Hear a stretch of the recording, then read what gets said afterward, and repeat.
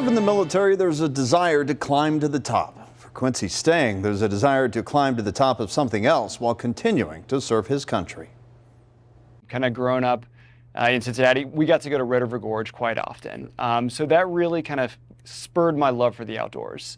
And that love would soon reach soaring heights. And like everybody, I start with Kilimanjaro. Quincy Stang had caught the climbing bug. That led me to climb in South America, which led me to Manaslu in Nepal. As the climbs added up, so did his years in the Army National Guard. Went to Lakota, so local guy, and just kind of felt compelled. You know, as with many people after 9/11, it just felt like something I needed to do. Now fast approaching 20 years in the Army National Guard, his service has taken him to Kosovo, Syria, and Iraq, with Hurricane Katrina and COVID-19 relief missions tossed in along the way.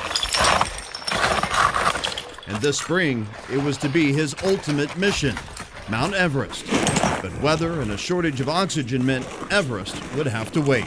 Should have only taken 6 to 7 hours. It ended up taking me about 14 hours.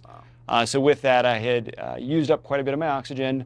On the final push to the summit, I was very close. I could see the summit. But unfortunately, the right decision was to turn around. While he admits the beauty at the top of the world is incredible, there's a deeper mission at play. You talk about the beauty. The beauty can be tarnished by others who don't care as much. That is true. They may enjoy the trail, they may enjoy the climb, but they leave some evidence behind of their adventure. They do. And in recent years, it's been a growing problem. On my most recent trip to Everest, my partner and I, Tanner Brink, we actually kind of made a vow that, hey, we're gonna do our best to leave no trace. We're gonna have a net negative impact on the mountain. So in addition to everything we brought up, we actually brought down a kilo extra with us on our way down, just to kind of lessen that impact. We want to leave these beautiful places for others to enjoy many years after we leave.